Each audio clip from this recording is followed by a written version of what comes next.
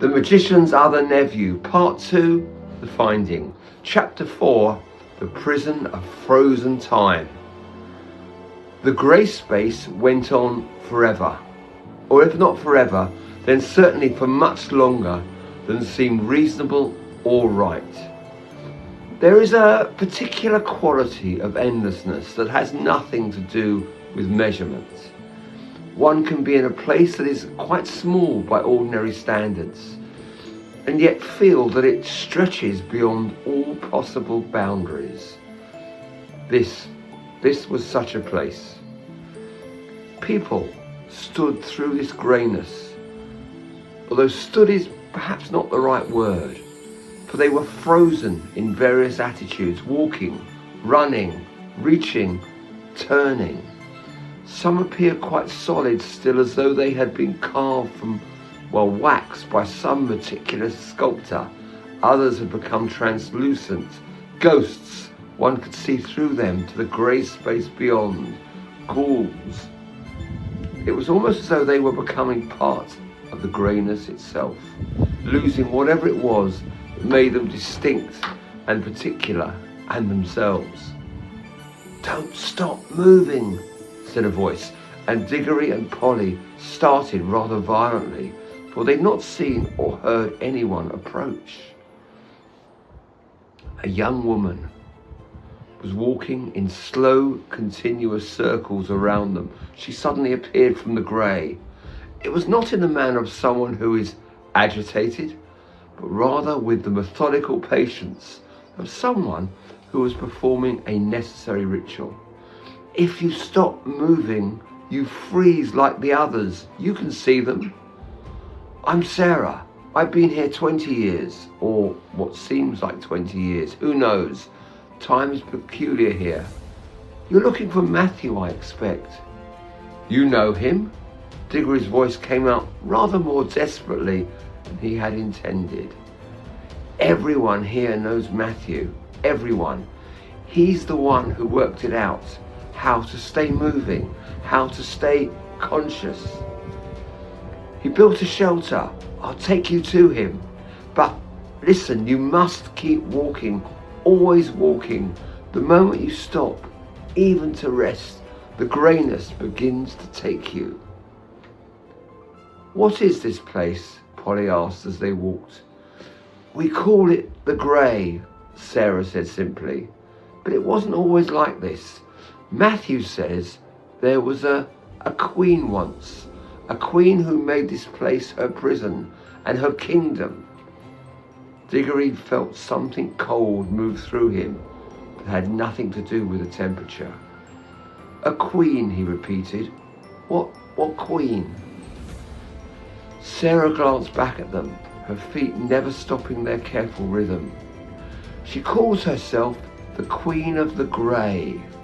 Or she did, when she still showed herself. Seris her name is, Matthew says. She's very old, older than any world that still lives. She came here fleeing something terrible, he says. Something her own sister did. And whatever that terrible thing was, it caught her halfway between worlds and trapped her here." Polly's hand found Digory's arm and gripped it hard. "Seris, Digory, Jadis had a sister, don't you remember? The civil war in Charm, before she spoke the deplorable word, the word that killed everything. She fought her own sister for the throne." "I remember," Digory said. His voice sounded strange to his own ears, thin and far away. "But Jadis killed everyone in Charm, everyone. The word destroyed all living things." "Not if her sister had already fled," Polly said slowly. "Not if she was here, or in the wood when the word was spoken. Between worlds, neither in Charn nor anywhere else." "The word caught her," Sarah said, and there was something like pity in her voice. "That's what Matthew believes. She was running, trying to escape through the pools, and the word's power rippled through the wood and trapped her mid-flight. She's been here ever since, thousands upon thousands of years, watching, waiting, hating. Hating whom? Digory asked, although he suspected he already knew the answer. Her sister, Sarah said, the one who spoke the word, the one who killed their world and everyone in it, except Seris herself, who was left alive just enough to know what she had lost, and dead just enough that she can never truly live again. She paused, her circling feet slowing for just a moment before resuming their pace. But there's something else. Something Matthew told me years ago when I first came here. Seris didn't capture him by accident. She was looking for him, looking for a Kirke. Why? The word came out from Digory as barely more than a breath. A prophecy, Sarah said, or a vision. Seris sees things, fragments of futures that might be. She saw that a Kirke brother would one day wake her sister from enchanted sleep and bring her back into the living worlds. And Seris couldn't bear that. Not her sister alive again, not after everything she had done. So she reached out through the grey pool and pulled in the first Kirke she could find. Digory stopped walking. The greyness began to creep up his ankles almost immediately, a cold numbness that felt less like freezing and more like forgetting. Polly grabbed his arm and pulled him forward, forcing him back into motion. Don't stop, she hissed. Whatever you're thinking, don't stop. But Digory barely heard her. His mind was racing back through the years, to a day in 1900 in the ruined palace of Charn. He had seen a bell and a hammer and a verse that dared him to strike it. He couldn't resist. When he had woken Jadis from her enchanted sleep and brought her back into the living worlds, a Kirke brother would wake her sister.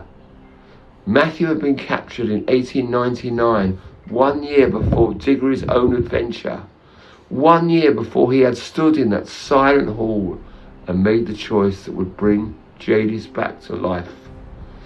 Seris had been trying to stop a prophecy.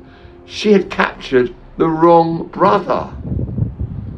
They followed Sarah through that terrible forest of frozen figures, and as they walked, Digory began to notice something about the ones who had faded almost to transparency. Their hands were completely still, all of them, hands hanging at sides or frozen in gestures, forever incomplete, but still, utterly still. But the few figures who remained clear and solid, the ones who had not yet been wholly consumed by the greyness, had hands that were still moving, slowly twitching, fingers that moved slightly, palms that trembled, as though even in their frozen state they were fighting against the stillness, against the greyness. They stopped moving, Digory said slowly, understanding dawning. Even their hands, that was their final moment, when they could no longer maintain even that small motion. The grey takes you from the outside in, Sarah confirmed. Feet first, then legs, then torso, then hands and brain go last. As long as you can keep your hands moving, there's hope. But once they stop, she didn't need to finish. Matthew never stopped, she added, and there was something like awe in her voice. 55 years, and his hands are always moving. Even in sleep, although he rarely sleeps, they're tapping, always tapping. 3 taps, Digory thought, still doing 3 taps. They came at last to a small stone shelter, the only structure in all that grey waste. It was built up against what might have been a cliff face, though the greyness made distances really hard to judge.